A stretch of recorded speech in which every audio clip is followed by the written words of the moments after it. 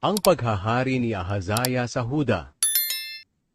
Ika-22 kabanata. Si Ahazaya na bunsong anak ni Jehoram, ang iniluklok ng mga mamamayan ng Jerusalem na kanilang hari, sapagkat ang ibang mga anak ni Jehoram ay pinagpapatay ng mga tulisang Arabo na lumusob sa Huda.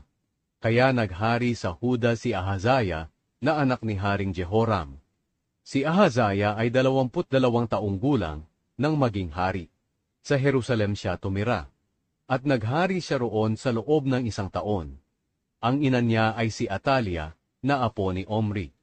Sumunod din si Ahazaya sa pamumuhay ng sambahayan ni Ahab, dahil hinikayat siya ng kanyang ina sa paggawa ng kasamaan. Masama ang ginawa niya sa paningin ng Panginoon, katulad ng ginawa ng sambahayan ni Ahab, dahil pagkatapos mamatay ng kanyang ama, naging tagapayo niya ang mga miyembro ng sambahayan ni Ahab. Sinunod niya ang payo nila na kumampi kay Joram, na anak ni Haring Ahab ng Israel. Sumama siya kay Joram sa pakikipaglaban kay Haring Hazael ng Aram. Naglaban sila sa Ramot Gilead, at nasugatan si Joram. Kaya umuwi siya sa lungsod ng Jezreel, para magpagaling ng sugat niya. Habang naroon siya, dinalaw siya ni Haring Ahazaya ng Huda. Ang pagdalaw ni Ahazaya kay Joram ay ginamit ng Diyos para lipulin si Ahazaya. Nang naroon si Ahazaya sa Jezreel, tinulungan niya si Joram para makipaglaban kay Jehu, na anak ni Nimsi. Si Jehu ang pinili ng Panginoon para lipulin ang sambahayan ni Ahab. Habang nililipol ni Jehu ang sambahayan ni Ahab, nakita niya ang mga opisyal ng Huda at ang mga anak ng mga kamag-anak ni Ahazaya na sumama kay Ahazaya, at pinagpapatay niya sila. Pagkatapos, hinanap ng mga tauhan ni Jehu si Ahazaya, at nakita nila ito na nagtatago sa lungsod ng Samaria.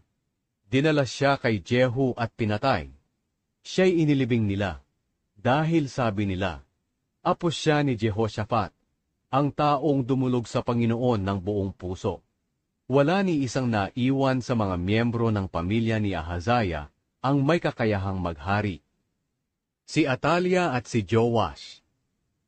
Nang malaman ni Atalia na patay na ang anak niyang si Ahazaya, nagpasya siyang patayin ang lahat ng miyembro ng pamilya ng hari ng Huda.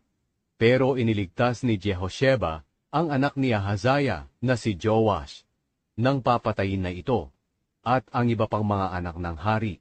Si Jehosheba ay kapatid ni Ahazaya, at anak na babae ni Haring Jehoram, at asawa ng paring si Jehoyada.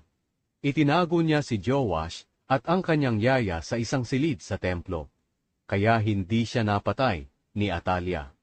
Sa loob ng 6 na taon, nakatago sa templo ng Panginoon si Joash, habang si Atalia ang namamahala sa kaharian at lupain.